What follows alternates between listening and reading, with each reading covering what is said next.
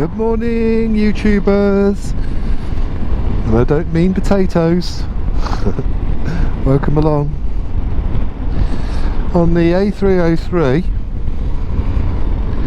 approaching Stonehenge.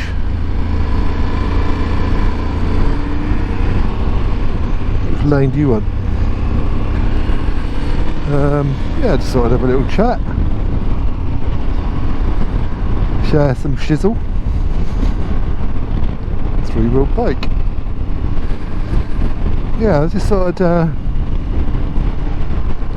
to a lot of people, Stonehenge is a bit of a mystery, and I guess some people would say no one knows for certain what it is, but I believe that the ancient people of this earth had a wisdom that we have lost and forgotten, generally, but not everyone. I went to several years ago I went to a meeting, and it was to do with the Devon Dowsers, and I went along. I was sort of relatively interested just to find out what it was about. Basically, dowsing is, well, I don't know what you call it, a method used of divination, I would say, so divining certain things. So you would initially you would say you'd set the parameters for whatever you were dowsing. So, you know, I don't know how much you know about dowsing, but you know, most people's idea is a man with a hazel twig in a Y shape, or someone with two L-shaped pieces of wire that when they cross a certain area they come together and they meet together, they point, and basically that's what it is. So basically I was encouraged to have a go to try dowsing at this meeting, and there was a talk by a man called Gunther Schneck from Austria. He's an amazing, really wise person and a dowser, but I'll talk about that perhaps later on. But basically I was encouraged to try it, so I was given two basically pieces of welding rod bent into L shape, and I held them loosely in my hands so that the top part of the wire was basically horizontal, one in each hand, and in my mind I asked to locate where an electric cable was, and I walked across the room really slowly, and when I got to a certain point, the rods moved together and pointed together like that. A bit difficult on riding a bike to demonstrate with my hands, and unsafe. Jez would tell me off. There she is, the henge. I'll talk a little bit more about that in a minute. So the wires came together, and I said, oh, and they pointed in a certain direction. I tried it several times, and the wires came together at this certain point, and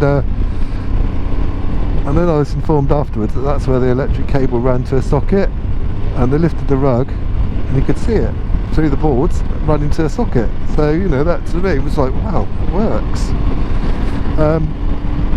My stepfather Stan Curran, he can also douse. He's not a spiritual man by no means, doesn't believe in any of that shit, as he says, but he can douse. I've seen him douse with two bits of wire, coat hanger or whatever, and locate water pipes in the ground, electric cables. I've seen him do it, and he's told the people where to dig. They've dug down, and there's where the water is, or the water pipe. So yeah, so I started to look into dowsing. Quite interesting. And our ancestors, the ancients, were able to do this, and what they would locate was not electric cables or water pipes in the ground. They could locate water to dig for wells. People can still do that now.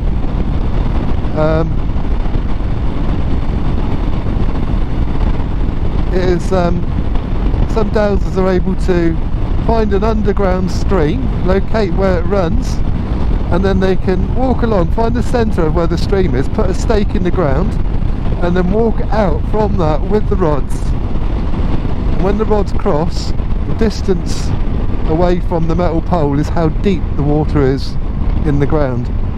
You know, we're talking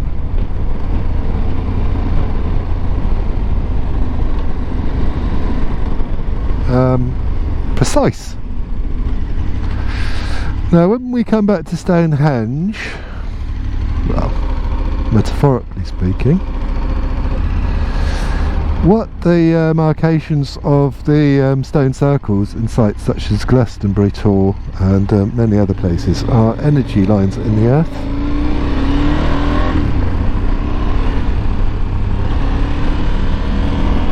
Navigate this roundabout.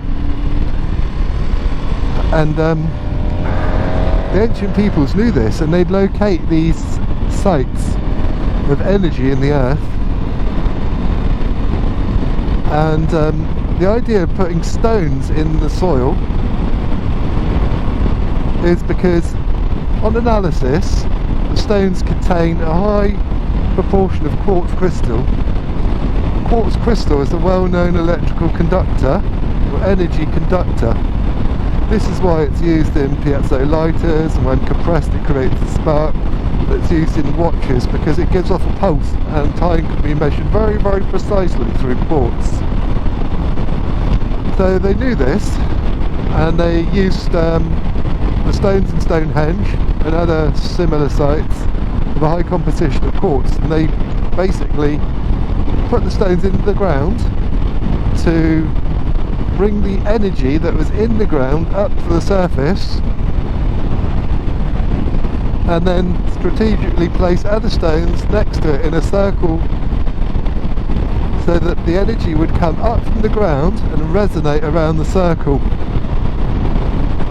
And dowsers can actually measure this, and it is said that the energy comes up from the earth at a height of 4 foot and then reverberates around the stone circle, creating an amplifying effect. It's really, really interesting.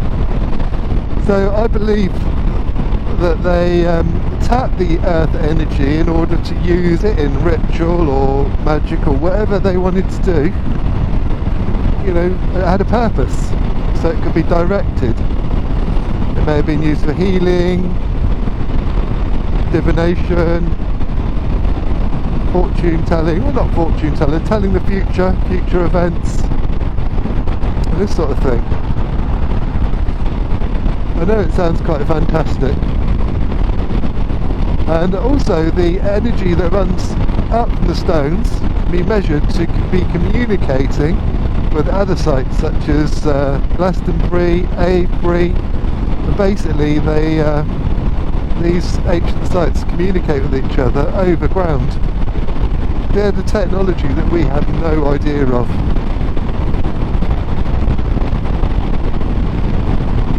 It's a vast and wonderful subject. If I could recommend any book, I'd recommend Needles of Stone.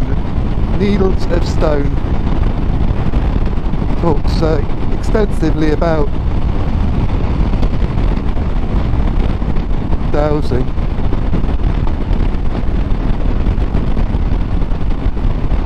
So yeah, they're able to locate that there's basically an energy line in the earth which runs from St Michael's Mount all the way to Kent, and Stonehenge and Avebury and lots of other ancient sites all reside along this line, and the earth is full of these energy lines. Another interesting fact is we can dowse energy lines in the human body. We use what is called a pendulum to do that, which is basically a piece of cotton or string with a crystal or quartz crystal on the end of it, and it is held over certain areas of the body, and when it is held over a particular area such as a chakra, it starts to move and rotate in the direction of the chakra rotation. And where these chakra points are in the body, they are also energy lines which join the chakra points together.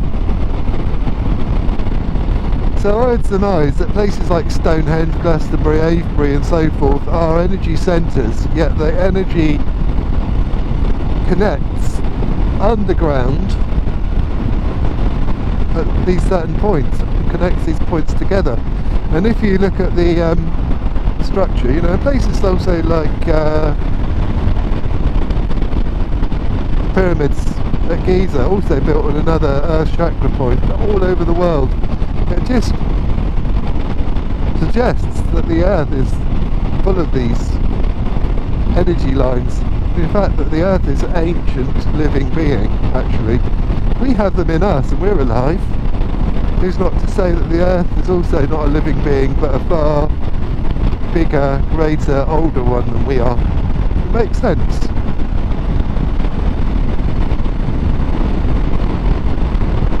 Very interesting.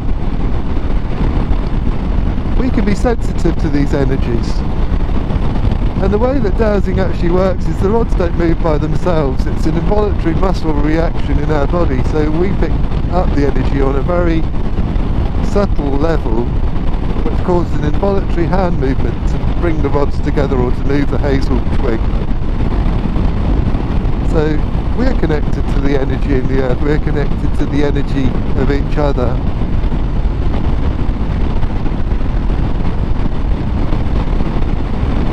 Why wouldn't we be? Just thought I'd share those thoughts with you. Cheers for listening. See you later.